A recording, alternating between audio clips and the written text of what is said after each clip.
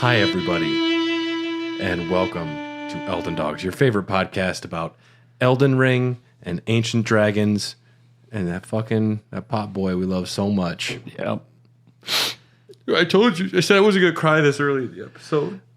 Yep. I am Sir Gideon Ofnir. I'm the badass. I'm the smartest. I'm the most beloved. I am the coolest, wisest. You better get at least one great rune or you're getting out of my round table hold kind of guy. Yes. Otherwise known as Brad sometimes. I'm Alexander, and I booked a ticket. I've been feeling really tired, and life kind of, you get into a rut sometimes. You just need a vacation. So I booked tickets to go to Farum Azula, and surely nothing bad will happen to me. It sounds like a lovely trip. It should be good this time of year. I hear it's very dragony and windy. You know, there's something about Farum Azula that no one talks about, and that's how the fuck they get there. Yeah, for me, Spirit Airlines, because I'm not checking a bag. I guess that's a good one. Yeah, you magic your ass up there somehow. We're part of the Tokyo Beat Podcast Network. For just look them up. All those shows are great. And today is, as you mentioned, we're going up to Farum Azula. Farum Azula is a big flying magical dragon capital. With crumbling infrastructure. Yes. To say the least. They could do with a remodel. I will say that. Before we go up there, though, we were at the Forge of the Giants a while ago with our friend, Mr. Turtle Pope himself, Cole Ross. Yes. And we have to burn our beloved maiden up there. Finger reader Enya, describing what we're about to do, she says, the burning of the Erd tree is the first cardinal sin. And you say you seek the power of the rune of death as well. The forbidden shadow plucked from the Golden Order upon its creation. Unleashing the rune now would be unthinkable. Special kindling is required to reignite the flame. For the flame to burn the Erd tree, a sacrifice is needed of one who envisions the flame, and you can lead you to the rune of death. So, your beloved traveling companion. Special kindling. Special kindling. That's a very interesting way to refer to her. I call her friend. Yeah. Yeah. I call her, she gave me a horse, and I'm really fond of Torrent. Homie. I call her homie. Like, hey, it's my homie. And she does assist you in fighting. I think it's with Margit. Like, you can actually get her to fight as a summon, which Margit is kind of or cool. Margot? Margot. Okay. Yes. I got by getting that wrong. How could I get these names wrong on this show? It's so easy. They don't sound alike or spelled similar at all. No, they're almost, they're very different. Yeah. So you go up to the forge. The giants, they worship their own weird god. That's the Andre the Giant.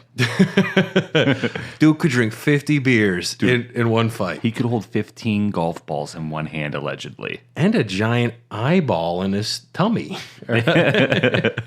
It's crazy. I was doing my due diligence and just getting drunk and reading about Elden Ring. That's called due diligence in this household. That's called good, clean family fun. I was on Reddit and someone's like, never realized the giant isn't wearing like a loincloth. His beard, his face beard, his second face beard is his underwear. That's just utility. Yeah. That's planning ahead. When your beard and your pubes become one, the giant is multitasking, and That's impressive. But he also has to trim his mustache hairs above his navel, and that is odd. Have you ever worn a kilt? Yeah, not enough. Yes, kilts are great, and I imagine the breeze he must get on a hot day has got to rival even a kilt. It's cool too. Yeah. I mean, it's cool up there, but he's by the forge. Yeah. The forge of the giants, they have just a giant forge that is the only thing that can burn the Erd tree because of rules, because of the world.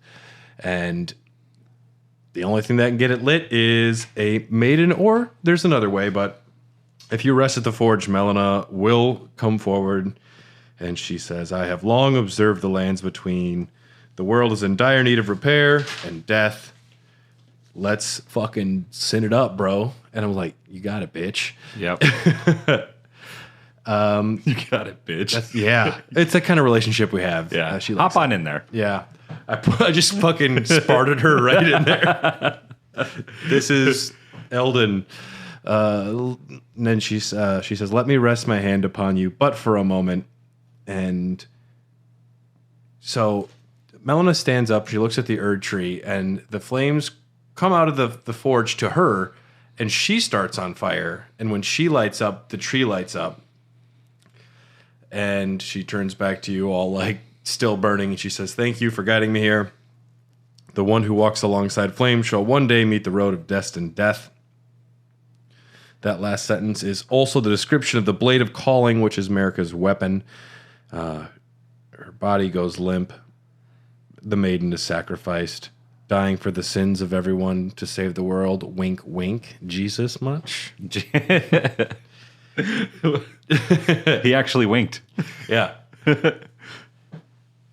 Yeah. There's a lot of Christian imagery, especially when you get to the end of the game and she's straight up just fucking crucified on the remains of the Elden Ring. Is kind of cool. There is also the other way where you can do the Flame of Frenzy, where it just wants to burn fucking everything and take things back to like primordial chaos, which I think is pretty cool too. It's super metal. It's super metal. And at this point, if you are flamed or frenzied up, she has already left you. You can also, you can flame of frenzied it up, and then she'll leave you, and then you light yourself on fire, and then you can get purified from it. So you can save Melina's life by temporarily siding with the flame of frenzy if you want. Doesn't she threaten to kill you if you do that, though? She is not happy. Yeah, you really put a bummer on her day. Yeah, she goes full evil at the end. It's a special cutscene at the ending, which is pretty cool. But that brings us to our lore-ish topic of the episode, and something that we haven't talked about much yet because I didn't want to start reading about dragons until I was ready. And you know what makes me ready to read about dragons? What's that, Brad?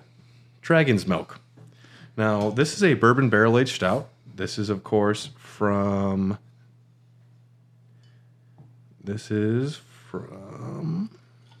New Holland Brewing Company. Now, this is got gray old milk, the big old ancient dragon. I snuck up on her and squeezed a little bit out. And actually, I'm not sure about it might have been Grand Siax. This might be male milk. It's okay. Wait, no. That would not make it milk. Well, George R. R. Martin, I'm a big fan of his. And there is a strong theory that all the dragons in The Song of Ice and Fire are gender fluid. They can change genders as need be, which is capable in some species. I mean, for dragons, it just like, who's going to be the asshole out there that's like, that don't make sense? Like, they're dragons. Well, also, that's the thing that is established in the animal kingdom. Certain animals can be switched genders as A lot of necessary. sea creatures can. Yeah. A bunch of sea creatures can. Starfish, maybe, I think is one. Seahorses have something going on where who takes care of the parents and who has birth and stuff.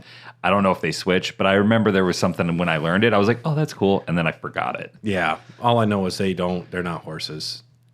No, they're not. No. Have you tried to ride? You can't ride a seahorse. You crush it. No. It's too small. I truthfully... It's too small. It's like Leonard. Like, you can't just gravity magic it and ride a seahorse. I truthfully don't know how big a seahorse is. It's pretty small, I think. But I also don't know shit about them. Yeah, like small like the size of my hand or like the size of my finger. Are they fish?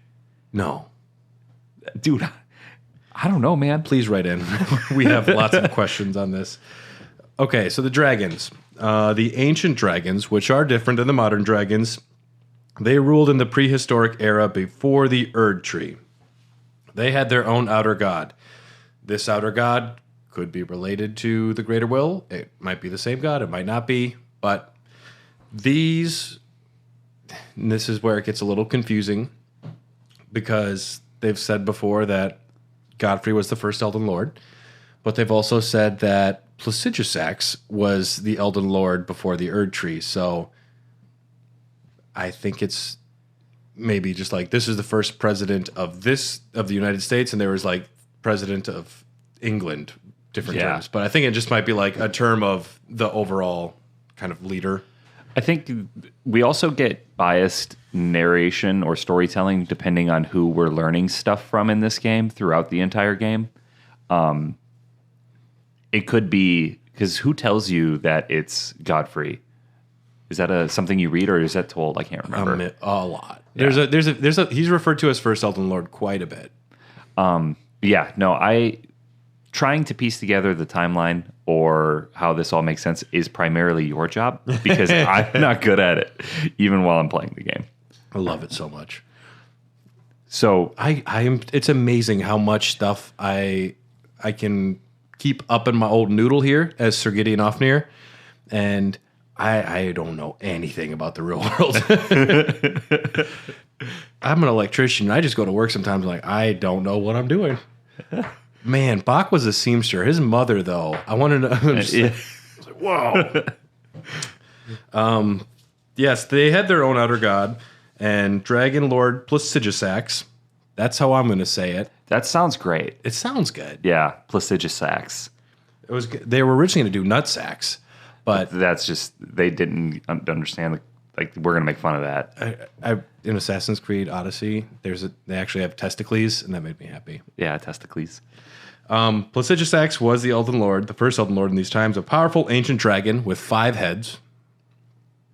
Damn. What determines how many heads you get? It's because he was Elden Lord. He probably was specifically chosen, but do you just grow heads? What if he grafted them? Godric is associated with grafting. That's Yeah. a good theory. He could have grafted them. I don't think I've ever heard anyone talk about that theory. Yeah. Yeah. I mean, when you say you're adding limbs or adding heads, I'm going to assume you're grafting in this world. Yeah, the problem is he's also losing heads. He's down to 2. He originally had 5 also. I mean, I've watched the videos on the Siamese twins. Do the heads argue? Is this like the 3 hyenas? There's like the smart one, Whoopi Goldberg, and the dumb one. See, I know Cheech married Whoopi Goldberg and the dumb one. I've seen Stuck on You with Matt Damon and Greg Kinnear, so I am qualified to talk about this. They actually work independently of each other. So head 1 could dislike head 3, but be good friends with head 4 and head 2. This sounds tough. Yes. It would be good for, like, if they did like the real world Farum Azula, because then you wouldn't need 5 guests. You just have the one dude and his heads would be talking.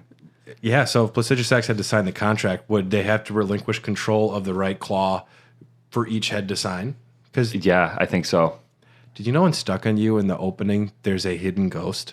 No. There's a shot in one of the opening montage where it's like under a bed, super brief, and there's like a thing down under the bed. Are you serious?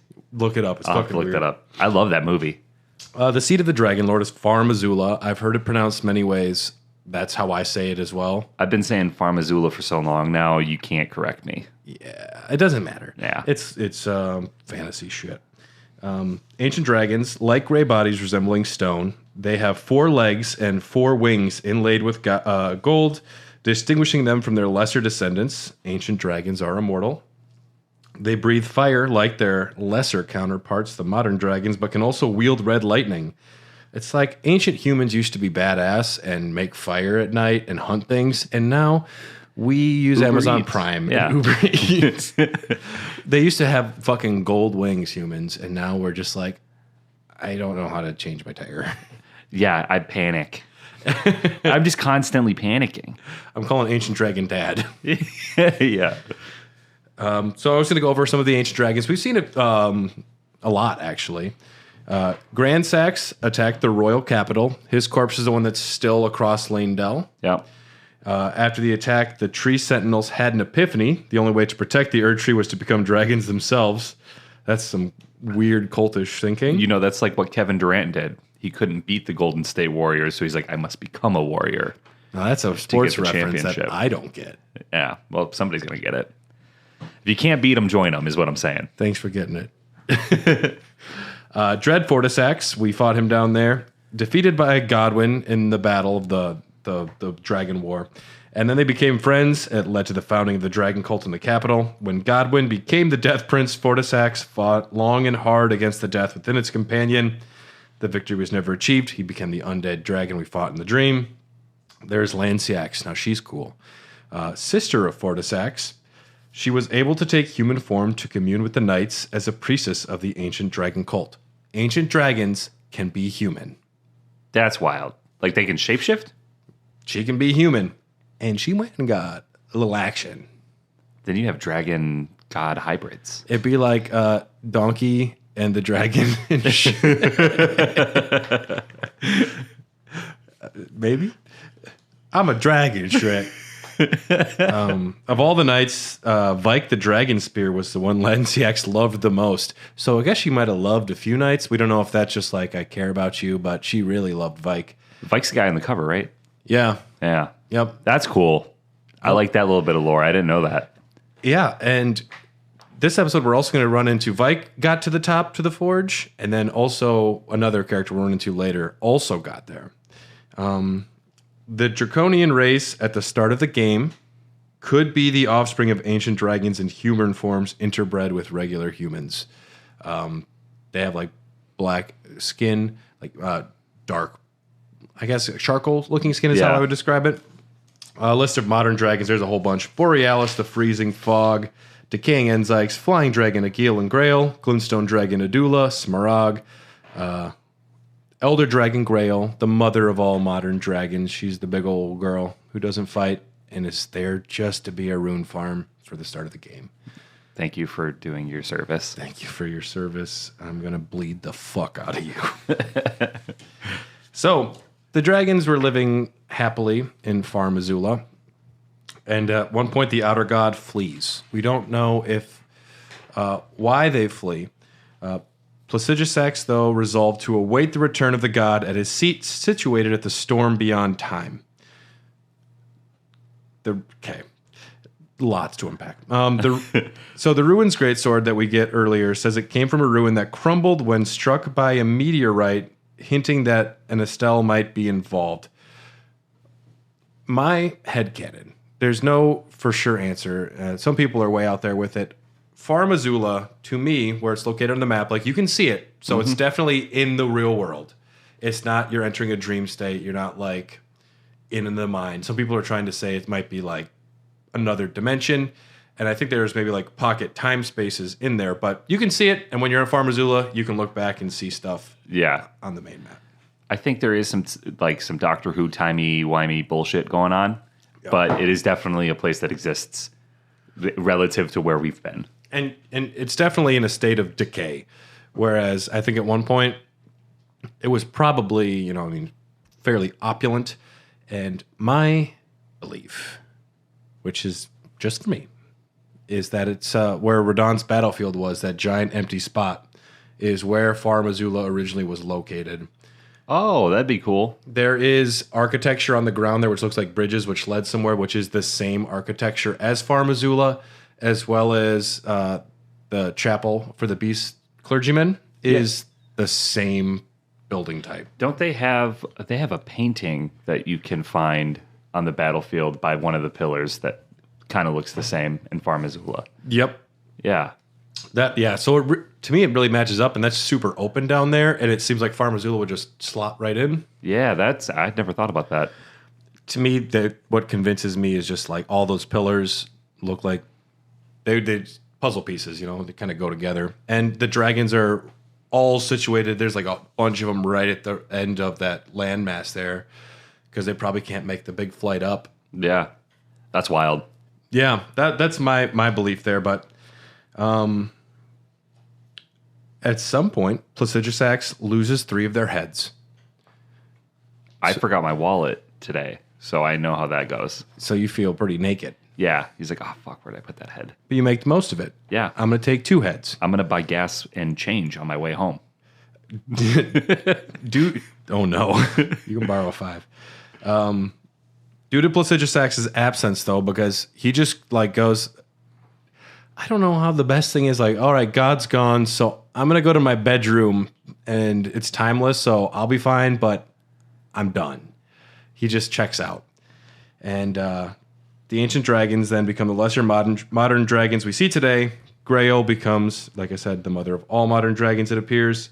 And Farum Azula then becomes a mausoleum enshrining Placidusax, which was guarded by beastmen. All of the ancient dragon smithing stones we find are scales of Placiduous Axe. And, yeah. The Dragon War, we covered a lot of that. Grand Sex attacked it. Godwin the Golden led the forces of Leyndell, defeated Fortisax. They became homies. And I think one of the reasons it might float is because it was hit by a meteorite of Estelle. It was struck by a meteorite, and we saw the meteorite strike just west of Caelid, and all those rocks are floating. Yeah. So That I think, tracks. Yeah. I think it makes sense. That's not a jump or a leap. I mean, we literally see floating rocks after the Radon fight, so yeah. Yeah. I buy it. The first time we can see Farum Azula is from one of the 4 belfries. It can shoot you over there in that portal, and you're stuck up like on a distance, and you can see all of Farum Azula proper. Yeah, it's in a giant tornado. It's like Super dope. Wizard of Oz. It's like Twister. Just dragons flying around everywhere. It's beyond time, at least some parts of it. But we Sparta kick Melina into a forge. Because she on her wishes. Yeah, I mean, euthanasia. Yeah, I think the kick was unnecessary, but I mean, in the end, it's what she wanted. Tarnished, I will always... See ya. And then you just fly. All of a sudden, you just take off like Superman to Farum Azula. Woo! Kobe. Yeah, and then you're just up there. And this is one of those situations where you can't just teleport out of there until you get to your first site of grace. This place... What is your like gauge on difficulty for Farum Azula? I didn't really have a problem with anything outside of the bosses because I use a shield and a sword, and so those knights and the beastmen, they kind of bounce off me. But I didn't think it was terribly hard. I've also gotten really good at this game compared to when I first started. Yeah. I have come like miles. I have 10 characters, so I've played bunch of different play styles, and I have perfected exactly how I like to play. You got it. I've got it down now. If you can beat Millennia, you can beat anything. Yeah. Although the Elden Beast will test you. Really? Yeah. It tested me. My first time it was a walk in the park, but this last playthrough was very frustrating. Well, I've stopped playing so much my spell sword and caught up a lot with my non-magic build. Okay. Just sword and shield. I'm using Bloodhound's Fang. Yeah. And that thing is fucking dope. And then I just have a giant shield, and I block and Just rip it. yeah. That took a huge learning curve. So I wonder if I'll be able to beat the Elden Beast with that, or if I'll have to go back and cheese it with my spell sword. No, just find the right Spirit Ash. You'll be fine. Yeah. Yeah. It'll be fun. The first thing you'll stumble upon here in Farum Azula is the beastmen. Now, the beastmen are just little wolfy boys. They're like dogmen, and I don't like it when they have their dogs with them. it seems it's like Pluto and Goofy. Yeah. I'm like, where do we draw the line here between your son and your pet? Yeah. Because I don't know. I feel weird about Oh, that. shit. Goofy is a dog. Goofy is a dog, and didn't he think has a about that. dog, and he also has a son. That's right. The Extreme Goofy movie. Yeah. I forgot all about that. Lovely film. That's going to be Goofy Dogs is our next series we're going to do. I've watched that movie so many fucking times. We're going to watch every piece of Goofy media ever. Gosh. Wait, does that include a bunch of Kingdom Hearts shit? We have to play the entire series again. Fuck. The Beastmen, their intelligence was granted to their kind, possibly by the Outer God or Dragon Lord. They kind of worship Placiduous Axe. They worship the dragons. They're tending the mausoleum. The Beastmen you will essentially only find here, outside of one who kind of fell down and is one of the first bosses in the game. I think that's why they attack you right away, is because they're not going to attack you. They just want to ask you where their buddy is, because they took a bender to the Weeping Peninsula. They haven't seen him since. Yeah. He didn't get in the Uber or whatever. Have you seen Terry? We're very worried. We haven't heard from him in a long time. He looks like us, has a big Game of Thrones sword. Dog face, Red hair. 6.5 feet tall, answers to Terry. Does a real killer spinny attack. He will probably attack you on sight, though, so be careful.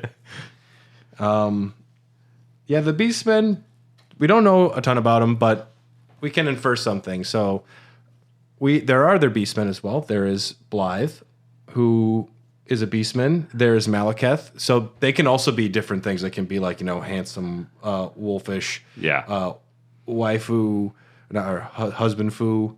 I don't know what the reverse for waifu. Furries. He's a furry. Yeah. No, Malekith would make a bad furry, whereas Blythe, yeah, okay, I get it. Blythe is a furry. That was hard to say. You'll experience the full furry. Yeah. Blythe is a furry, and Malekith is also a beastman. And you also see later on Horalu, who is Godfrey, because why do we need to just have one name when we can have two? But attached to his back is the beast regent Sarash, who is like the king of the beasts. So there's also lions you can graft onto your back as well. See, now that's what I'm talking about. If I'm going to graft, I'm going to do some crazy shit. Yeah. And I'd put a lion head on my back. I am going to put a snake for a tail, but so the head is like attacking things. That'd be nuts. Yeah. As long as it's a nose to listen. I guess if you start grafting other heads, then you're getting to a weird situation. Yeah. So the beastmen are always kind of paired as like the brother, the carer, the guardian. They are almost dictated by their lord, their greater power to look after who's in charge and make sure they stay the way. Blythe, Malekith. You can get a beastman's jar shield, and I love the description. It says, the beastmen have always fired earthenware jars for the express purpose of making shields. They don't make shields. They make jars just to have shields.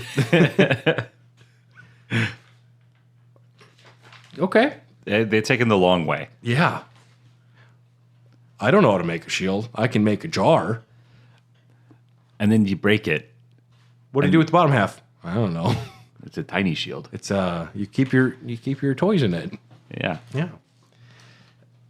So we're in the crumbling beast grave. We're experiencing some of these beastmen. Some of them have ability to do magic. Some are, berserkers. I don't like the ones that hide behind the shit and throw those like boomerang fucking projectiles at you that curve. I don't like those guys. They always get you. They always get me. They always get you. Yeah, they're formidable enough. If you can keep your distance and know where they are, they're not too bad. Yeah, you take out the dogs if they got dogs first. I always leave the projectile guy for last. Yeah, I do meteors from a distance, so my current playthrough, I don't get close to him at all. I just really hope I don't run into one of them and one of the fucking armored guys, banished knights. The banished knights are pretty mean too. They're way harder than the beastmen by far. Yeah. But I like the beastmen more. I like fighting the beastmen more because A, it's easier. B, I just like the character design of the beastmen. I think they look gnarly as fuck. Yeah. The banished knights kind of look a little too similar to those big sentinels that like you find in Stormvale. Like it wasn't fresh enough for me. And you find the banished knights elsewhere. We don't know what the banished knights are necessarily up to. We run into an ancient dragon pretty quick. There's 2 greater ancient dragons and 3 lesser variations in Farum Azula. There are just a lot of dragon fights here. Not bosses, just one. The first one's a boss, but the other one isn't. And then there's a lot of lesser ones. You receive an ancient dragon prayer book. You get ancient dragon's lightning spear, because they have the power of lightning and lightning strike. And there's a great grave glovewort. That's a tough thing to say. Yeah. Great grave grave glovewort. You're going to find a lot of endgame material here. A lot of great grave glovewort and somber ancient dragon smithing stones. Makes sense that a lot of this is there because they're from dragons, but the great grave glovewort, since times of old, large gloveworts were used to comfort heroic spirits, given in tribute to those who died the most glorious of deaths. You give these to your spirits, it strengthens them up to 10. And there's only 6 of these in the game. So, oh, really? Yes. So make sure to collect all of these before you New Game Plus it.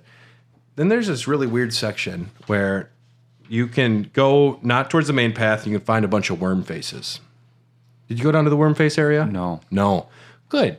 It sucks. Wormface guys? You know those big dudes that just vomit death Oh, blood? And they have yeah. like the spaghetti faces. They're scary as fuck. I hate them. Well, and there's also ultra giant worm face boss.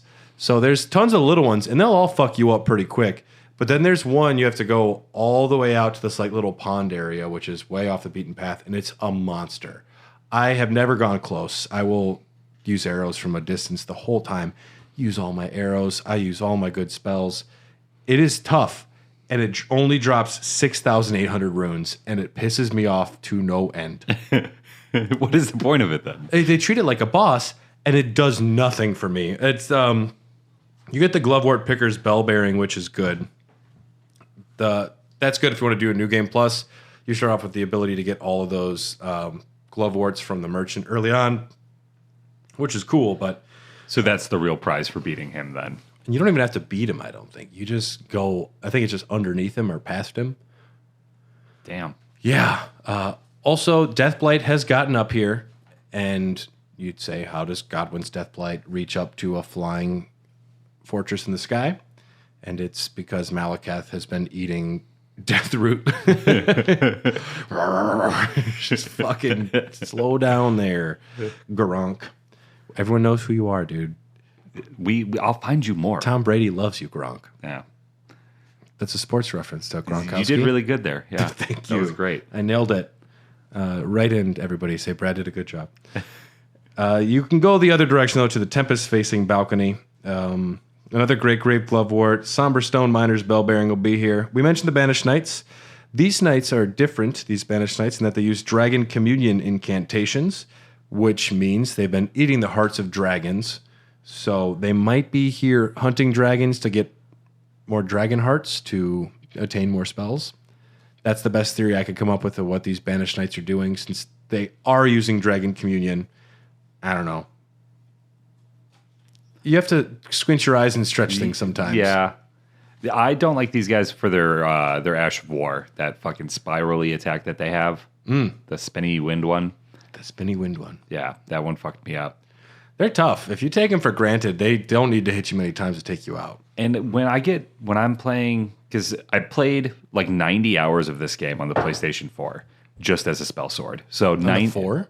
Yeah, because I was playing. You started Elden Ring on 4? Yeah. I didn't know that. I started it on the PS4, and I played like 90 hours on there with my spell sword. And my character transferred over to the PlayStation 5. Mm-hmm. But I spent a long portion of this game not getting close to enemies and staying back and just relying on my mimic tier and my fucking staff. Yeah. And then I switched over to a more in-your-face, like melee sword and shield build, and I get really bit too big for my britches sometimes. I'll get on a run where I haven't died in like an hour. Yeah. And I get way too Wile E. Coyote with it. And these guys made me pay so many times. I love it when a small enemy cuts you down.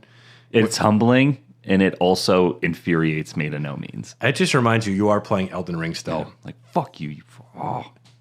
You're just a little dog. The fucking mice, man. They'll swarm you. Right. They're not even a giant rat. There's a couple little ones. 3 rats. 3 blind mice. If there's 3 rats and a rune bear in a room, you're fucked. If there's 1 rune bear in a room, it's over. The rune bears are impossible. Yeah. I don't know what's up with them. They're pretty big. They're just impossible. I can't beat them. If you drop down the Tempest-facing balcony, you can find the Spirit Ashes for the Azula beastmen. Right around the corner, though, we're going to find our first set of bosses, the Godskin duo. Don't like this. Well, you hate this one, and you hate that one. What if they were best friends? What if they were in the same room this time? Are you going to give them different designs? Nope. What is it, like Fatty and Arbuckle? Yep. Yeah. We got Skinny Guy and Big Boy. And they're going to piss you off. I hate Godskin anything. The Godskin Apostle is probably my least favorite thing to fight in the entire game. I don't mind him too much. It's his fucking stupid ass fat rolly attack. I find it charming. I've never dodged it. It has a fatality rate of 100% when it's playing against me. I don't know what I'm doing wrong.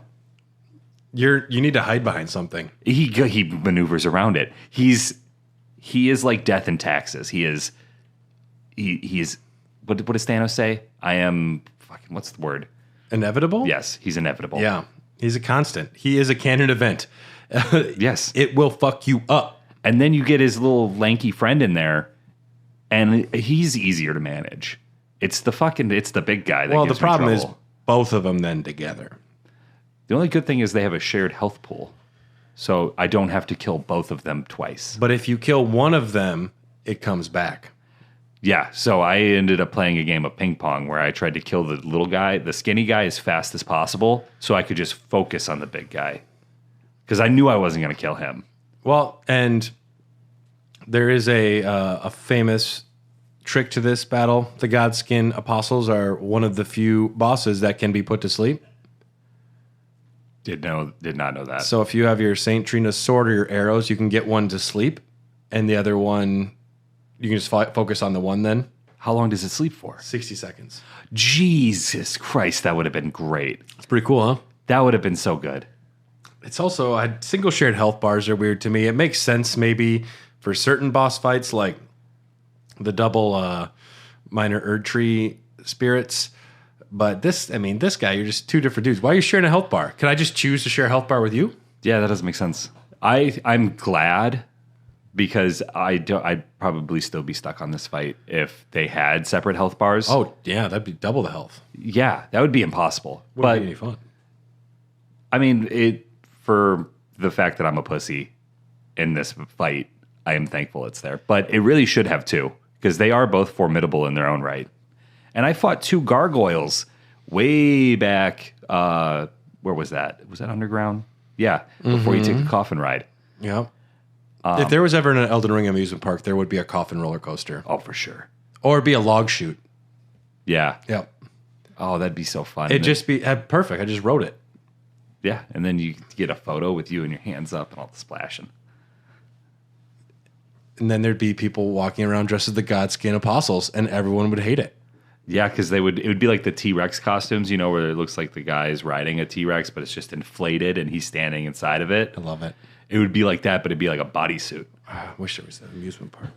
But no, they should have two separate health bars because I have beaten two gargoyles at once, and it is possible. And those guys were hard. I know with the godskin, not the godskin, with the gargoyles, it always just feels like you're halfway through the first one. It's like someone jumps in from the top rope out of nowhere. They fly in real hard. It feels like a wrestling match. Yeah, it does. Yeah. And this one is just a bullshit match. There is an unused move where if you put one to sleep, there's a special move the other one can do to wake it up, but it never worked. There's a glitch. It just prevented it from ever happening. Mm-hmm. And I think that they didn't patch it in because they're like, fine, it's probably hard enough for them as it is. You can summon an NPC, Knight Bernahl, who has been a member of the Lands Between since outside of Stormvale Castle. He was out there selling us our first Ashes of War, and then he was in Volcano Manor. Mm-hmm. He had us do some work for him. We're going to see him again. Yes, if you defeat the Godskin duo, you get the Black Flame Tornado, spin the armament overhead, and plunge it in the ground to summon a raging vortex of black flames, usable on polearms and twin blades, and a smithing stone miner's bell bearing. And yes, the Black Flame could once slay gods back in the day, but when Malekith sealed Destined death, the true power of the Black Flame was lost. The Godskins worked with the Gloam-Eyed Queen. Essentially, they're probably pissed off that Destined death took their power away. That's probably why they're up here.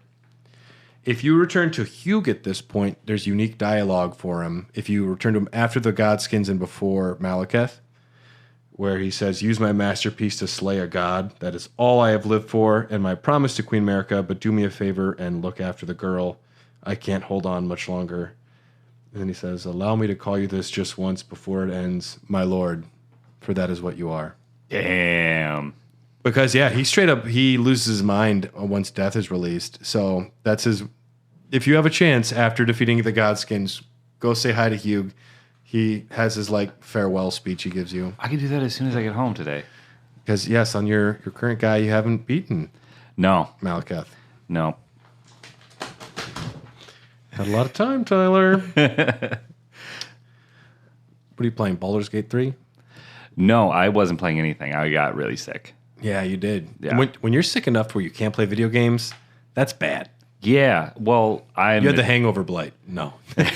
I did a couple nights towards the end because once I started to slowly feel better, I'm like, I'm sending it tonight. I saw an Instagram story, or Facebook story, of you and Devin and Justin. Y'all look fucked up at like a cabin somewhere. Oh, that was Caitlin's going away party. But you also looked sick. You also looked like you were still a little under the weather, but like powering through it. I couldn't miss the party. It was her going away party, and I couldn't miss it. Was it me drunk as fuck commentating a ping pong match? I think you had your shirt off. Yeah, I did.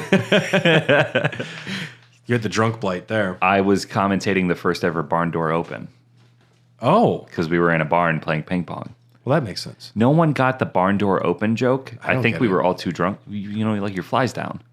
And it's ping pong in a barn, so the barn door open. Well, did you have everybody have their zippers down? Because No, I think I put my zipper down when I said it, but nobody got it, and we were all very And now drunk. just like going to whip it out. Whoa, Tyler, no. Whoa there, buddy. Yeah, no, and then my dad's birthday, so I've been out of town and busy. But Yeah, after you get through this here, you arrive at the Dragon Temple lift, and you're going to start running into the beastmen who live in death. Not only are there beastmen, there's beastmen that just come back from the dead, and you have to kill them twice now. This can be a tricky area. I have a sword. I forget which one it is. That perma-kills them? Yeah, because I have a holy incantation or a holy ash of war on it. So I just boom, boom, knock that thing out, and then I don't have to do that thing where you fight them while they're down. Because otherwise, these fuckers are hanging from the trees. They start mobbing you. You'll start drawing them over, and you'll get overtaken. And then you kill one, and you start turning around, and you forget to double kill it. You just don't have time to double kill it. It can get a little hairy. Yeah. At this point, there's also another dragon tucked around back there. I just don't have time. No, thank you. Pass, Mr. Dragon.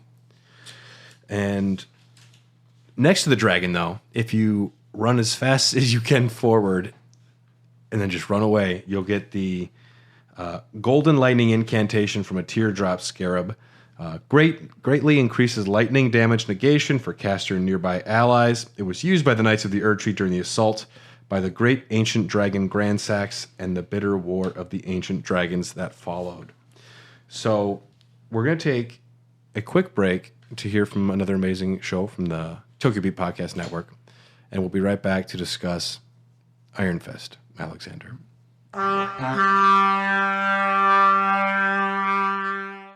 Hey everyone, it's David Petrangelo, one of your hosts from Remember 64, the podcast that goes on the totally tubular journey through the Nintendo 64's library.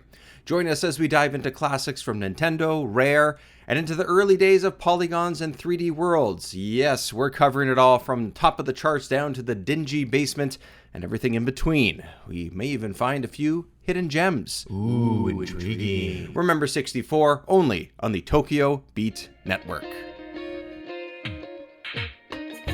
Today's show is brought to you by EPOS Gaming Audio, with a comprehensive lineup of both wired and wireless headsets, gaming amplifiers, microphones, and webcams. EPOS has everything you need to experience the power of audio. Like their H6 Pro lineup, which features two versions, an open or closed headset. The closed headset allows you to tap into exceptionally detailed audio and seals out ambient noise, while the open version delivers natural high-fidelity audio with an incredible soundstage. Both headsets include a magnetic detachable microphone and a sleek design that has no wild RGB configurations, just good design. Listeners can save 15% by visiting www.eposaudio.com/gaming and entering code EPOSFRIEND15 at checkout. That is EPOSFRIEND15 at checkout. Hey everybody, and we're back. Iron Fist. Why did you choose to be Iron Fist Alexander for this podcast? Well, if you remember some of the OG episodes, that was Bach. I know. I was. He didn't suit my personality. We love Bach. Bach is a good person. I like Bach because he's Good just demi-human, anyways. Yeah, he's a good guy. Yeah. I was like, I'm a good guy. and then I accidentally made him a vegetable.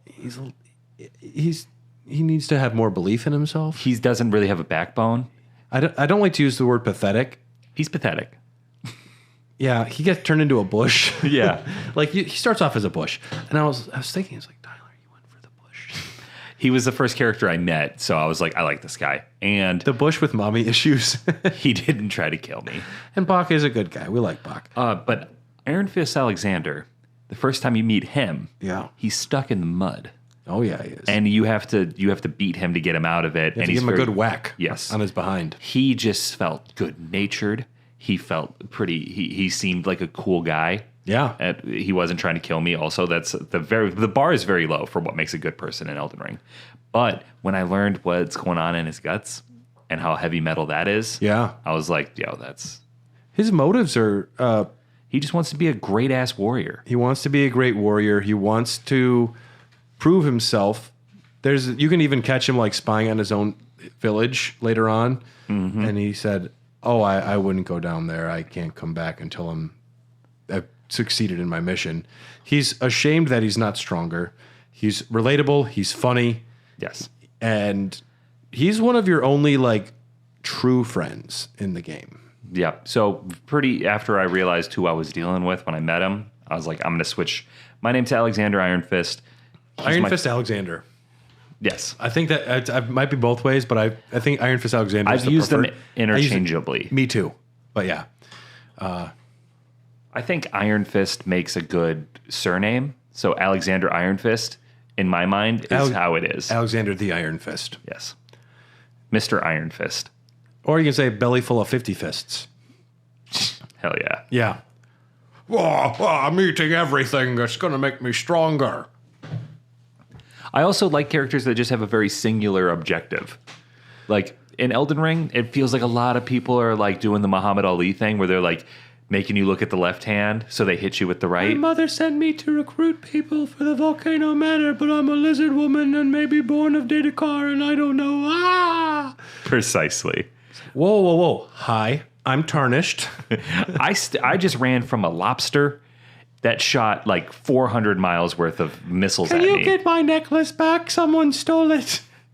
Bitch, I'm talking about lobsters. Did you see those fucking lobsters, though? I'm pretty sure there's giant crabs around here, too. There was a giant scarab thing that was shooting magic skulls at me. We need to talk for a second. Let's just calm down. Yeah. Not complicated. Alexander is... He's like Goku. There's no character arc. Yes. Just badass and cool from day one to day end. Yeah. And that's the same reason I like Bach, too, at the beginning. You don't like vegetable Bach, is what you're saying? Vegetable Bach looks at me with those vacant eyes, and it haunts my dreams. I don't have a vegetable Bach because I would never do that to my homie. Guess who doesn't have a vegetable Bach in their second playthrough? Yeah. He's a good boy. He's beautiful. But yes, Alexander came from Jarburg, a hidden village of living jars. He vowed never to return, claiming that the path of champions must be trod alone. Okay, badass. I support you. Yeah. After fighting Radon, his body suffers damage. He hides. Next, he travels to Mount Gelmir, hoping to temper his body in the sea of fire to make it so it would never crack again. The lava is, however, lukewarm. So he goes to the Forge of the Giants. He seeks out the Flame of Ruin. He assists you in fighting the fire giant. Finds himself in Farum Azula. And here, he's standing there, arms crossed. Yep. And this is not the regular path to where you're going. This is a side path away. Don't you have to use a sword stone key to get here? I believe so, yeah. It is a different way, and Alexander requests a duel. He says, "Come and tell me when you're ready. I've been longing to fight a warrior as accomplished as you."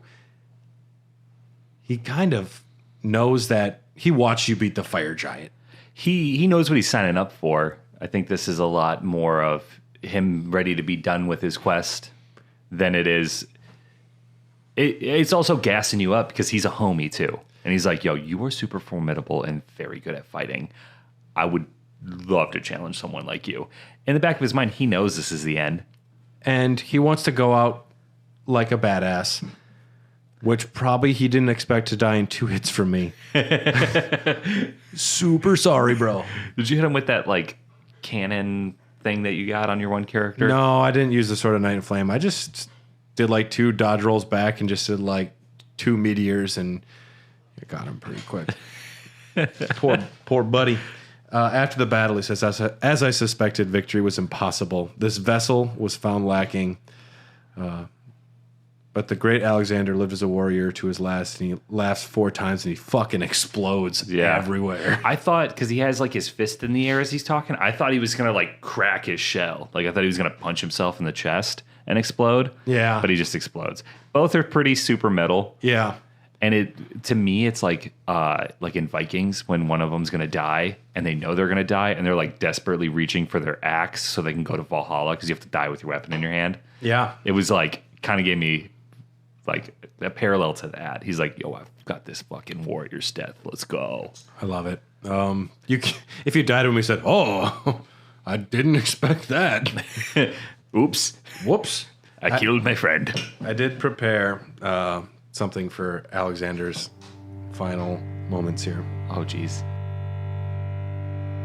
I am the warrior jar known as Alexander. Iron Fist Alexander. And as you can see, I'm stuck here. Please, can you help me out of this? Just give me a good smack from the rear with something nice and big. I was created to be a warrior vessel. Many great warriors reside within me, ever dreaming of becoming a great champion. It's my destiny. And the reason for which I quest.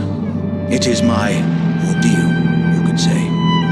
To test myself, to better myself, to fell ever greater foes. I am nothing but a crock. One hit was all it took to crack me. I hid like a coward. I'm oilier than a toad. Yeah, there were countless oil jars back where I'm from, actually. And now I know what it's like to be one of them. Victory was impossible. My thanks. I knew you were the stuff of champions. It was a marvelous battle. I implore you, take what I bequeath from inside me. All vessels are destined to one day break. But the great Alexander lived as a warrior to his last. That has legitimately made me sad. What a good guy. He is. I'm oily. Oilier than a toad. The first time you meet him, you're hitting him. Last time you see him, you're hitting him. Give me a big smack on my bottom with something big and hard. Whoa there, buddy. Get buy me a drink first. Yeah. Let's bring it down a notch, eh? What a good voice performance. Very endearing, jovial, hearty laugh. Yep. Yep. Badass to be laughing right before you die, too. But surprise, we have taped Alexander back together for the remainder of Elden Dogs. It's just temporary, guys. We will smash him again. You can take the shard of Alexander, present it to his nephew Jarbairn in Jarburg. I love that it's called Jarburg. Yeah, Jarburg. It's like, what do you call this city built on the stone? We'll call it Stone City. Yeah. Yeah. What's that really hard to get mineral in Avatar? Unobtainium? What's that movie with the exorcisms? The Exorcist? Yeah. We were at 4th of July and family friend, she's like, what's that Sigourney Weaver movie with the aliens? I said, Alien? She said, no. The second one. I said, Aliens. She's like, that's it. At least she knew which one. Yeah. If you keep going past Alexander, you find the Ancient Dragon Apostles Cookbook to make Ancient Dragon Bolt pots. I know you like your pots. Yep, big pothead. But instead, we're going to take the Dragon Temple lift back where it's split. You can get the Dragon Crest Shield Talisman too there. So there's that Ancient Dragon who is fairly weak. And you can like take it out pretty quick. Behind there, you can drop down. You're going to go way down and then up some elevators, fight some banished knights. You will run into a horrible crucible knight. Oh, that sounds like so much fun. A real dickhead about it. Oh, actually, no. That's where you find. Yeah, that's where you find the. What is that? That's not where you find the armor. That's where you find the Bolt Drake Talisman +2 and the Dragon Tower Shield. It's not even that great. The Dragon Tower Shield I was reading would be really good for my build. Yeah, you're just gonna have to go fight some. I'm close to it. Some motherfuckers over See, there. I look things up now. Yeah. I'm above it at this point. Like I've played enough. No, look it up. Yeah, There's I'm a point looking where shit you up. should just look it up. But I don't always look up like where things are. I just look up what I need, and I'm like, all right, I'll keep an eye out for that because it still gives me a sense of exploration. You should go to the Effects Your Life maps. That's where I do start my research for this stuff. I have an app on my phone that has like everything in the game pinned on the map. Yeah. And it's a must-have now. I can't imagine playing the game without it. Yeah. I can look it up. I forget the name of I the get actual app. the second part of the strategy guide in like 2 weeks, and I am jacked. Because the first half is like all NPCs and gameplay overview, and then, maps and locations. The second part, every single enemy gets like bios and stuff, and I that's dope. can't wait. It's just called Elden Ring Map. This is the app that I use. It's going to be tough to remember. Yeah, but it's got Yep. everything. I'm showing Brad right now. There's pins everywhere. So you can search just about anything. You love to see it. I know. It is really helpful. Right before there, though, you can also get the Drake Knight set. This is a separate spot where you drop down when the Hawks first start appearing. The Drake Knight, it's like a knight armor just like covered in like red dragon shit. That's dope. It's pretty fancy looking, and it features the spoils of a dragon catch as an emblem of pride as both dragon hunter and partaker of communion. From birth, Drake Knights speak not a word. They spend their lives pursuing the strength of dragons. Sounds like a tough life. A lot of sign language. Can you flick people off? That's it, though. You can, but you have to do it like Dane Cook, where you have to put both of the fingers in the middle up, the super finger. I will never do anything That was like his Dane thing. Cook. I will never do anything like that guy. Do you hate him because he's popular or for the joke stealing? He was only ever funny in Mystery Men when he was the waffler. Oh, no. Employee of the Month is hilarious. This is an 81 Honda. How dare you? Even though that's Dax Shepard, but it's still a great movie. I'll concede.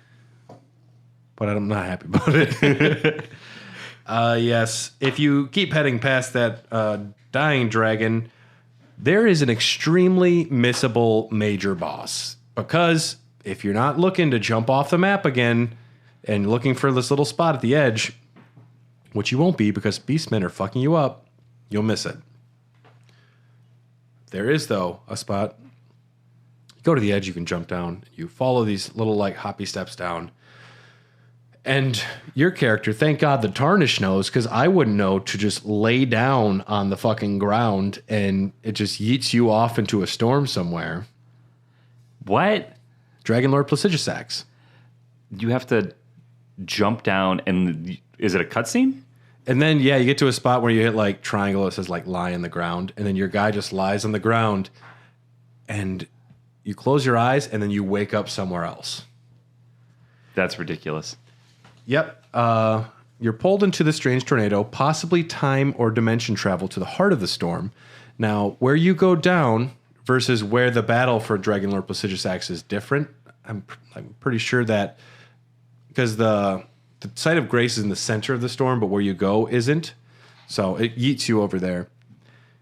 Placidusax, his two heads are positioned in a way similar to the two fingers reaching up for trying to get like a signal, trying to get a cell signal anywhere. Like 1997, trying to get the Packers game on a bunny ear. No, I don't know that one.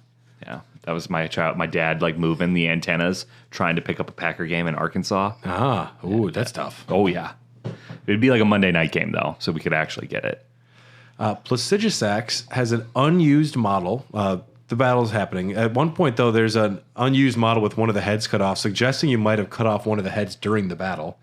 Damn. To take it down to one head, which just looks weird when you have he's like a hand with one finger looks a little weird, you know? As long as it's the middle finger, you can get by with that. You can. If it's just the pinky left, it's like... You're fucked. You're a little weird. Yeah. Placidusax mirroring the two fingers also starting with 5. There has been some conversation recently in the community about, because Zuli the Witch, you're probably not as familiar, great YouTuber. They do. Oh, I've seen a few of their videos. Yeah, their videos are great, and they're all like. So that's the guy that makes the super cinematic ones, right? No, that's Vati. Vati, okay. Who just released a banger that I haven't watched yet. There's it's on my list. An hour-long one from Ronnie the Witch yesterday. This cues in when we're recording here, folks. If you're a Patreon member, you're getting it like the day after, so that's good for you. But Zuli made a video about how some people theorize the 3 fingers for the Flame of Frenzy and the 2 fingers form a hand. And they posited that it doesn't match up. Those 2 fingers look like they are these 2 with the palm there, like the pointer and the middle finger, and the sizes discrepancies are all weird. And there's just been a lot of discussion about whether or not that makes sense. And to me, it's more like symbolic. I think that everything started off as like a 5, like as a 1, and then it split off, and like it symbolizes a division in ideologies, in religious symbolism. It's I think that they can both be right, where physically they don't match up, but I like the concept of there being everything started as 1 and then the schism. I fully subscribe to the 3 and 2 theory. Yeah. Yeah, especially after seeing the cutscene. Like, it just kind of, I think it matches up, and it, like you said, the separation of the schism just makes sense. Everything starting as one, and then kind of breaking apart and falling apart as time goes on. And there are 7 sets of 2 fingers, but I think that they're all representative of the 2 fingers. That's just kind of the form they take. I mean, we don't even know where those fingers came from, really. They just showed up someday. It's also weird that, I mean, if you're describing this game to somebody who's not played it at all, and you're like, yeah, you kind of taking orders from some fingers. Some hairy wigglers. Like, it sounds like a creepypasta. On the surface, this game really does. So I went underneath the city, and then all these merchants that were wrongly persecuted were like dead, but some of them were still playing music, and they were all mad. And then I died 47 times trying to jump down this fucking shaft. And then I fed this girl a grape, but it was an eyeball. Whoa! And then I took my clothes off, and I got hugged by a thumb and an index finger and a middle finger. It's hot. Yeah, it burnt my skin. It was it was hot. Like, it was very, the temperature. Yeah. Plus, it was hot. Yeah, this whole game is kind of a creepypasta. It is. Even Alexander. I mean, just the fucking beastmen. No, the godskin apostle is a creepypasta. That dude, his physics don't work for him.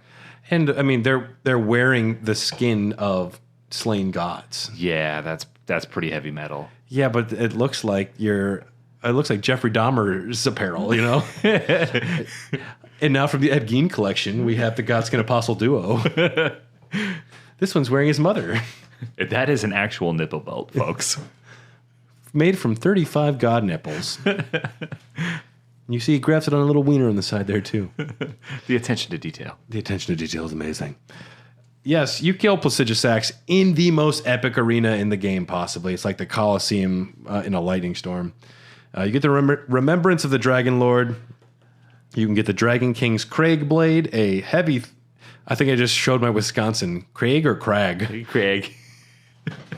I was showing my Wisconsin the Craig Blade. Heavy thrusting sword, and it has a unique skill of the Thundercloud form where you transform into a red thundercloud like Alucard, fly through the air, and then plunge down with a lightning-infused blade. Placidusax's Ruin, incantation that transforms you into the Dragon Lord to spew golden breath from above. Can be cast while jumping. Some call it golden breath. Some people call it vomit. I mean, it's really, were you drinking Goldschlick vodka with the gold flakes in it, or were you drinking High Life? Either way, you don't want to be in front. No, it's going to hurt. That's a lot of damage. You don't want no part of that shit. And the crazy thing is, Placidusax is completely 100% optional. I bet people that weren't using guides, 70% of them missed this. But this game is notorious for, like, how much time have you wasted inspecting an area for an option to jump off?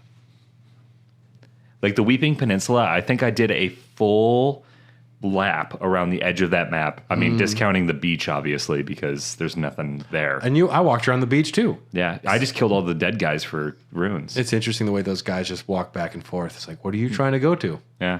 They missed the boat. I've spent a lot of time looking for like jump off points, and it's always frustrating when you think you find one. Weeping Peninsula has one that like either I didn't go far enough and I missed something, Yeah. or it was just designed to fuck with me.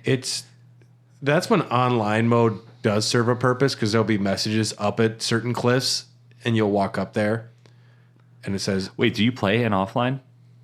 it depends on whether or not my PlayStation or Xbox wants to cooperate. Oh, I'm always in online mode. I'm preferably always in online. Sometimes it's like it doesn't go on my internet for one reason or another, and I said, fine, I don't care. Yeah. Yep, I prefer online, but I also use the code, because if you enter the multiplayer code, even if you're not doing multiplayer, the messages are from people of certain communities, so you can be on like messages from... Like legit communities and not people who are just saying finger butthole. Yep. Well, they still say it, but it's from a legit community. Yeah. It's legit fingers and buttholes. Yeah, but Placidus Sacks, completely optional. You get to the beside the Great Bridge site of Grace, where you find the Somber Stone Miner's bell bearing, and you get invaded by recusant Bernahl. Bernahl, The guy that taught us Ashes of War. yes, and was a friend at Volcano Manor the last time we talked to him there. What a shiesty motherfucker. Why is he invading? Well, he says like, first he's like, oh, you killed Rykard. Hey, that's the fucking breaks, I guess. That's cool, whatever. And he says, oh, greater will, hear my voice. I am the recusant Bernahl, inheritor of my brother's will, and you will fall to my blade. We refuse to become your pawns. Consider this fair warning. His armor, the Beast Champion set, says beasts are drawn to champions and to lords, and this armor befits a champion worthy of becoming a lord, and that is what Bernahl was until his maiden threw herself into the fire. He got up to the forge. Shit. He got up to the forge before us. I forgot, yeah. You said that we had another character that made it up there besides Vike. I think there was something wrong with his maiden, or maybe it would be really shiesty if the only maiden that could succeed was Melina, who has also just said, like, I'm not supposed to be serving as a maiden. She said before, she's like, this kind of bending the rules. Did he Spartan kick her into the fire? Like, his maiden died and nothing happened, and that pissed him off. Damn, that's crazy. Yeah. So he's pretty upset, and rightfully so. And yeah, You just got, like, this is Elden Ring's version of a catfish. Like, you thought you were going to go have beautiful dinner with, you thought you were going to go have dinner with a beautiful woman at a Chili's. It turns out it's a 45-year-old dude who's balding.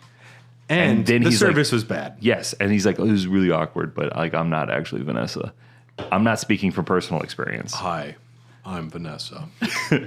No, this is the Elden Ring version of a catfish. She pretended to be a maiden so that she could get up there. I don't think she pretended either. She probably wholeheartedly believed, but something didn't work. I don't think she catfished him, because you get a maiden as a tarnished. I think that Marika didn't want it to work that way. Maybe Marika wanted Melina to be the one to do it. Maybe there's a certain process that didn't happen.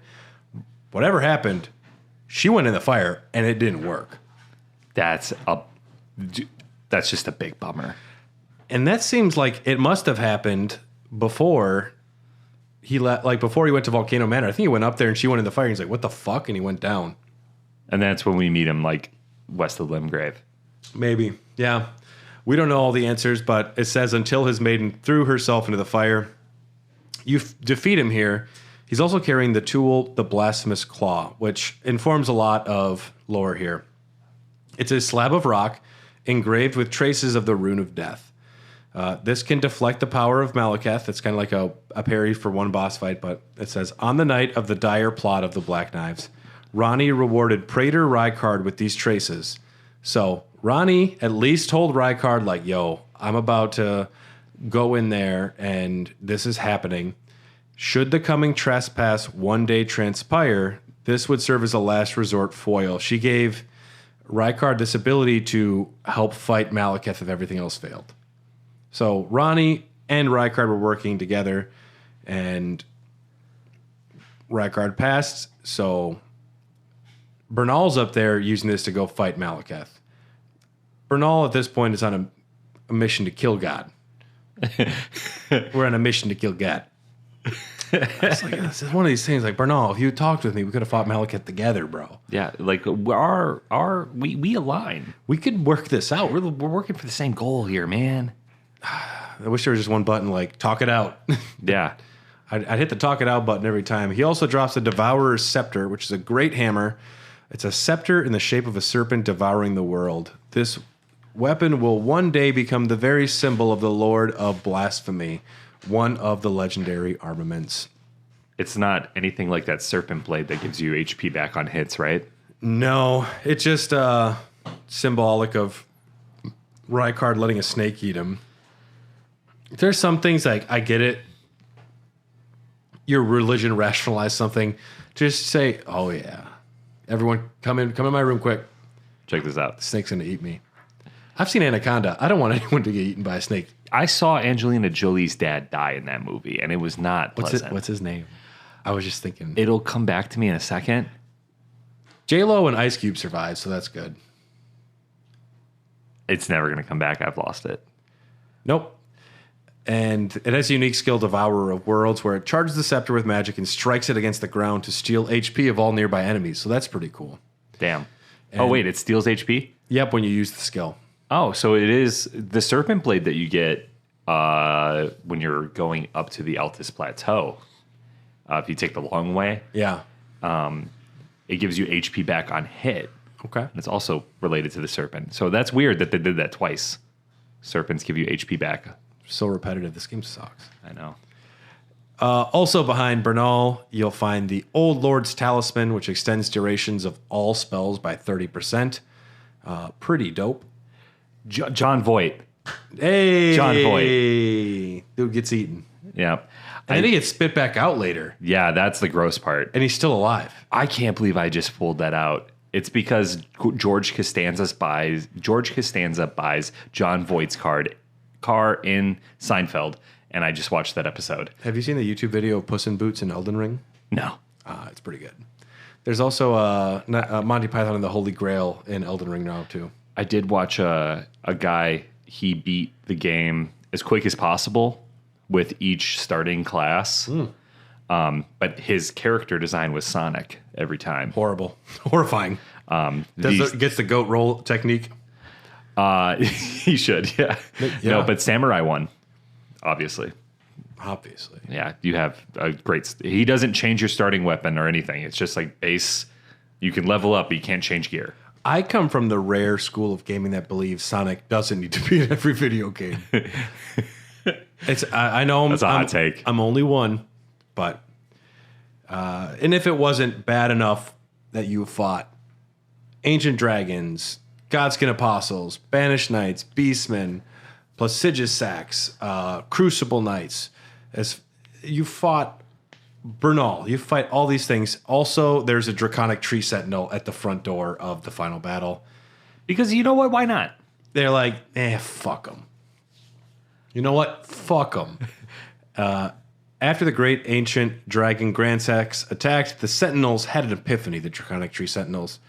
They had to become dragons themselves. They give you the armor of the malformed dragon set. If you don't defeat it, you will go into the battle, and if you summon a Spear Dash, it will be trying to fight Really? the draconic tree sentinel and waste everyone's time. You'll want to kill the sentinel. Yeah. It fucked me up. But we are now here at the final battle of the episode. We're here at Malekith, the Black Blade. Yep. We have just killed Kevin Durant. We are ready to go. We're going straight Muggsy Bogues on their ass. Oh, damn. Nice. He was the little guy in Space Jam. Damn. That was a deep pull. Thank you. Malekith, the Black Blade, is the loyal Shadow. The first name, Shadowbound Beast. Half-brother to Queen Marika the Eternal. Not through sex. Through marriage. Not through marriage. Oh, maybe. No, not through marriage. I guess, I don't know. If it was Sarash's brother and Sarash got grafted to her husband. That's not marriage. Through grafting. I don't know how marriage to brother and grafting. Yeah. Half brother and grafting. Brother and graft. Brother and graft. Marika had Malekith, her loyal dog. She fucked her homie up. Lock away Destined Death, which was stored in his sword after the defeat of the Glowmide Queen, which sounds like a whole prequel series directed by Peter Jackson. They're going to stretch it out, though. It'll be 3 games. The tradition of getting a shadowbound beast could go back to Farum Azula. We talked about this before, where, even Godfrey, the first Elden Lord, the axe that he wields it looks like it was made by the beastmen. So the shadowbound beast seems to be going back to them. There was not one demigod who did not fear Malekith, because when Destined Death was sealed away into the sword, he had the one thing that could kill demigods, so everybody feared him. It's like the kid at play school, like in recess, who owned the ball. So if he just wanted to take his ball and go home, we all lived in fear of that kid. We had to appease him. One kid owned Mortal Kombat 3. Yeah. We wanted to play kickball for as long as possible, and Matt owned the ball, so...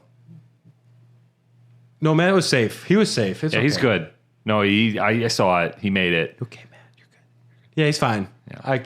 Game on. I didn't catch that. It hit the ground first. Yeah, a lot of that. Every time.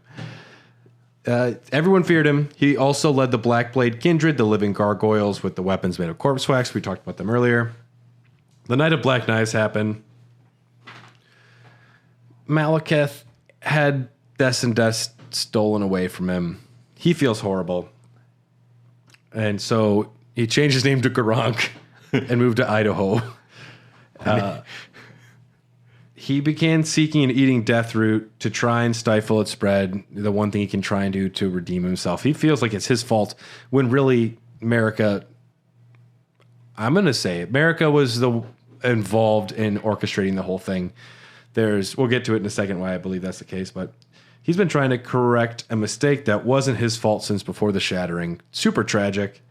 Garank gives the Tarnished a Beast Eye, the claw mark Stone Eye that trembles when you're near Deathroot. You go on that whole quest. And if you have brought him all of the Deathroot, he will recognize you in this battle. So it's weird how Garank and Malekith can also be in the same spot, and one can die before the other. Because you can kill Garank and Malekith's still up there. Timey-wimey, fucking video games, whatever. The phase 1 is the Beast Clergyman before he removes his robe and he's wearing a thong. No, that was bad. Sorry, that was different notes. He reveals Malekith the Black Blade. He's got like the black armor, which I think looks a little too edgelord wonky, but it's cool, whatever. You can use that. He was really into Bullet for my Valentine in high school. Yeah, the haircut will not age well. It's not a phase, though. It's not a phase, Mom. Yeah, tattoos are forever. Yeah. Yeah. Don't have to tell me twice. In phase 2, he unbinds the Rune of Death from him so you can see it on his hand, and he reveals his true identity. His dying breath cries out to Marika for forgiveness. Even as he's going out, he's begging for someone to forgive him. I mean, he did play a big part in kind of fucking everything up, but I feel a little bit sad for him. It wasn't his fault that it was stolen away from him. If Kevin McAllister's dad paid the Wet Bandits to go in and steal from his own house. Yeah. Yeah, it's not Kevin's fault then. It's not Malekith's fault that somebody paid Ronnie to go in and fuck it up. You should have set better traps. More paint cans on more strings. And Kevin's out there trying to eat all of the Wet Bandit root out there in the world. Which is just like soggy bandanas and socks. It's just drinking a lot of water in these houses that's overflowing around Christmas time. And it's not Kevin's fault. if the dad, which that was a cut storyline from the original Home Alone, was that the dad had paid them for like insurance purposes to rob the house. That would have got so convoluted. It didn't need to be. Have you seen the house? And they can pay for how many people to get on that flight? Like they have money. If you want to talk to Laura Home Alone, they're not paying for that trip in the first film. It's the McAllister's family in France is paying for everyone to go there. So they're the rich ones. Damn. Yeah. They pay for the trip down to Florida in Home Alone 2, though. Is that where they go in 2? I think when he's stuck in New York?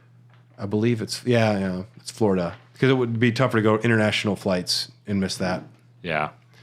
Because it's where Frank had his honeymoon.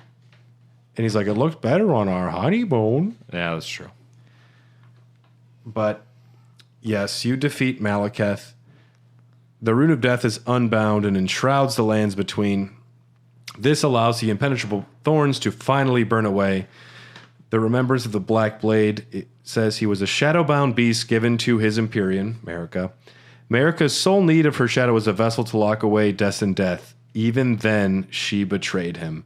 So, those 5 words seals the deal in my eyes. Marika was definitely involved. Yeah.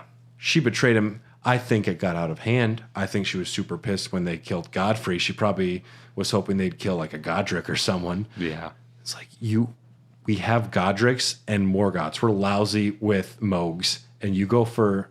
You kill the starting fucking quarterback. You killed the starting quarterback. Now, Godfrey, everyone loves him. He's beautiful. Him and Mikkel are best friends. And you kill him? So I think Marika expected one thing to happen. It might have gotten out of control. But I do believe she was involved. And that's also why she's hung up to dry. Yeah. What I was getting really weirded about, I was thinking the other day, because Ratigan is, of course, Marika. Man and woman, one being, separate beings. But when you get to the final boss, Marika's body drops down and then Ratigan gets up.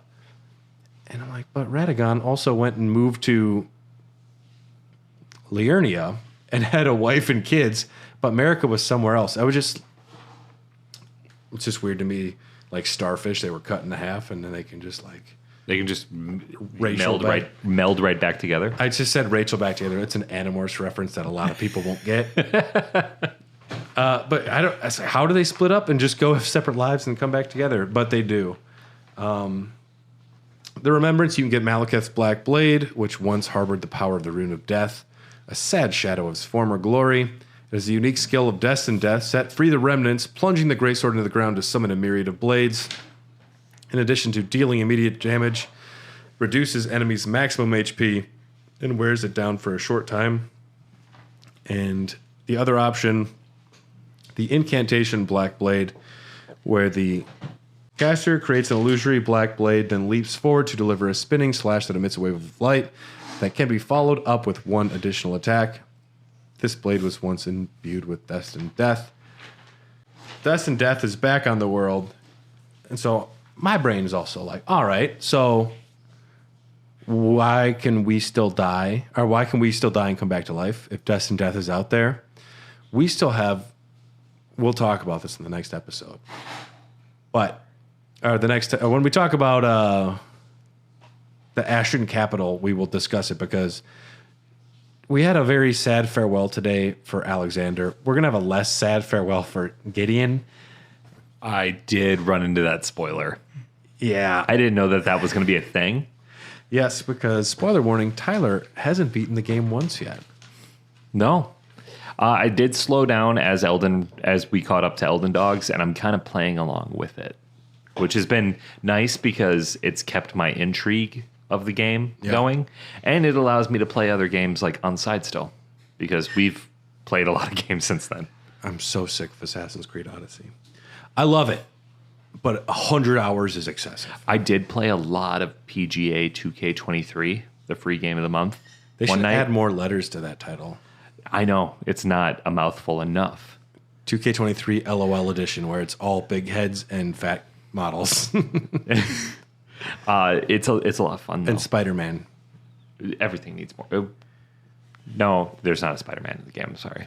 Before you fight Malekith, if you just fair warning, heads up, there are a lot of items that are completely missable that The capital's model, like the whole city, will be completely changed. So there's a large number of weapons, items, talismans, all these things that if you don't get them before it burns, you can no longer get them until you do New Game Plus. So before burning, go to Lanedell, get the Coated Sword, Bolt of Grand Sax. You might be able to get that one, the other one. Lionel's Armor, Deathbed Dress, Albrecht Set, Barrier of Gold, Gravelstone Seal, Imp Head Corpse, Omen Smirk Mask, Raging Wolf Set, Sanctified, Wet Blade, Cracked Pot, Ritual Pots, Perfume Bottles. Talk to Gideon as much as possible to make sure you get all of the incantations, because after it burns, he is gone from the Round Table Hold. If you access Farum Azula before finishing up the Brother Core and Gold Mask quest, you can lock yourself out of some of that. So just do a little due diligence if there's anything that you want to get before you burn it all down. Otherwise, though, that's Farum Azula. Did you know that there was cut content that once you burn it all down, the song Give Me Something to Break by Limp Bizkit was going to play? And fake credits. Yep. Dude. Yep. I was going to say directed by Fred Durst. I would have stood up and applauded. That's a ballsy move. Yeah. I wouldn't have seen it coming. Yeah. I'm glad they didn't. Yeah. It would have been bad. To be honest, it would have been a horrible idea. New metal and Elden Ring just doesn't mix, unfortunately.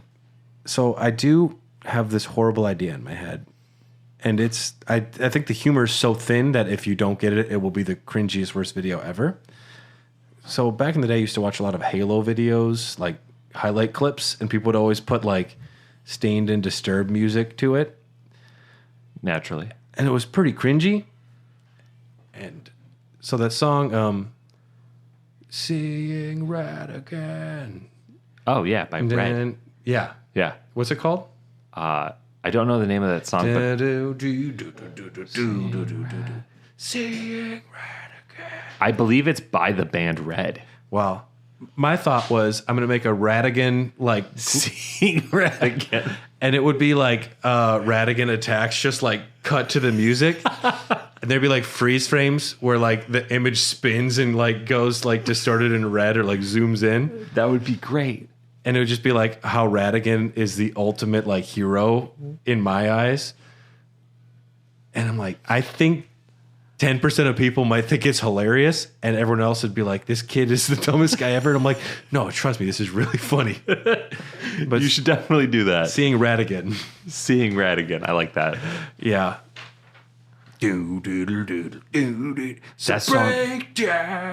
That song was so dope when I was in high school. It still is dope. I haven't listened to it in probably like 10 years because I don't listen to the radio. I listen to it often. Elden Dogs exist because of people like you, so thanks for listening. If you have any questions or thoughts about this episode or anything at all, you can reach out to us on Instagram at Hair the Dogcast or on Twitter at X at Hot Dogcast, because it's not Twitter anymore, it's X. Is that official? Dude, you are out of the loop. I haven't had a Twitter account in a minute. We're on Threads. We're on Blue Sky. I don't do much of them. You can email us if you want. Please write a rating and review if you've gotten this far. It takes 10 seconds. It helps us out a lot. And if you want access to these episodes way in advance, if you want access to bonus episodes or after show, we have tons of episodes of Popcorn Dogs, our movie and TV shows. We have a lot on there. Castlevania Symphony of the Night episode, part 2 of Final Fantasy IX, tons of stuff.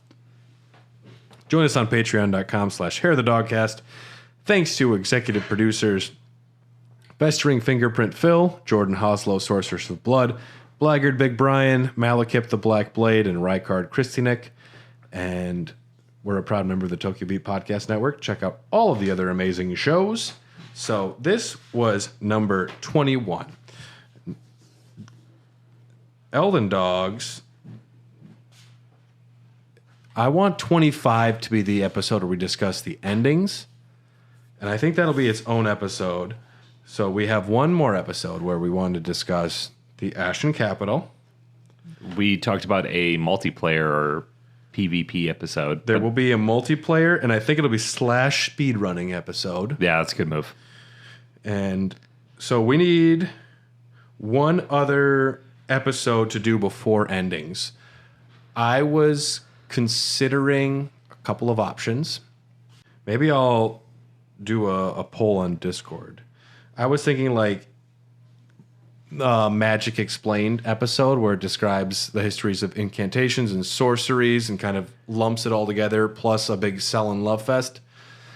Maybe I was thinking like a Great Gamers in History, where it could be Miyazaki plus George R.R. Martin, where it discusses those two creators and how it reflects in the world. I like that because then we could really get into like the influence that was felt. Dylan would have to be in on that episode though, seeing like the differences in From Software games before George R.R. Martin versus after, I think would be really interesting. And yeah, I've read probably 2/3 of Martin's work, so I'd have a decent amount to say just on him. And I think his approach, that was an option.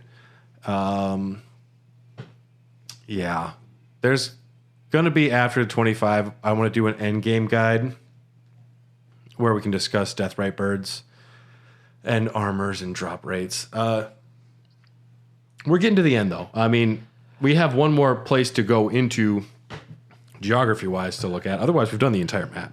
Yeah. And this was 21? This is 21. Holy shit. Yep. Elden Dogs is great. It is. I've loved every second of it. Yes, I love long form podcasts, and this is my first time doing one. And this is long form. This is not just, a 2-3 parter or something like that. Yeah. I mean, and it's going to come back once the DLC comes. We will definitely do, depending on the scope of the DLC, 3 to 5 episodes probably. And then afterwards, I was like, do we just do like a 2-part overview of all the history there? I mean, if we wanted to, we can do Elden Dogs for a while, and I want to. And then I was thinking, do we do a made-for-TV Disney original series where we review all of those movies? Do we do a Twin Peaks series where we just do like a Twin Peaks watch-along? Do we do One Piece? Do we do Berserk? Do we do... Twin Peaks would be a nice... It'd be kind of fun. That would be a firewalk with me. Yeah, that would be really fucking dope. Yeah. I was looking at Rykard Kristianek's image on the Discord the other day, and it's the main character drinking coffee. I was like, I want to watch Twin Peaks again. It's been a while. Yeah, it's been a long time. Plus, one of my favorite bands, Tiger's Jaw, is a big influence on their music. Okay. Are they in the new series? No. It's a bummer. Yeah, they should have been. It would have been awesome. But I didn't finish the new series.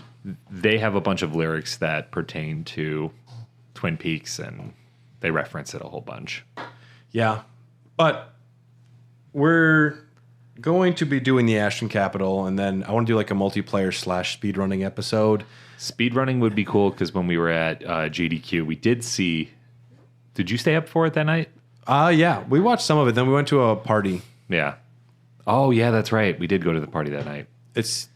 Elden Ring is one of those games that's so hard to speedrun, though, because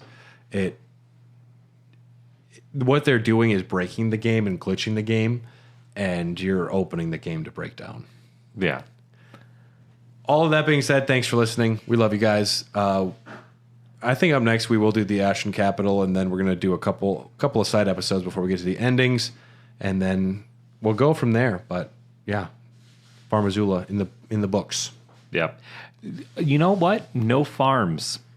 I didn't see a single cattle. No cornfields. Nothing. Dragons can fly to get food. A little bit of a misnomer with the name. They should have called it something more metal. It's not Farum Azula. That's how I say it, though. Welcome to Farum Azula. Farum Azula. You try that in a small pan. Yeah. Try that on a small Azula. Dark Bernahl. All right, we'll see you later.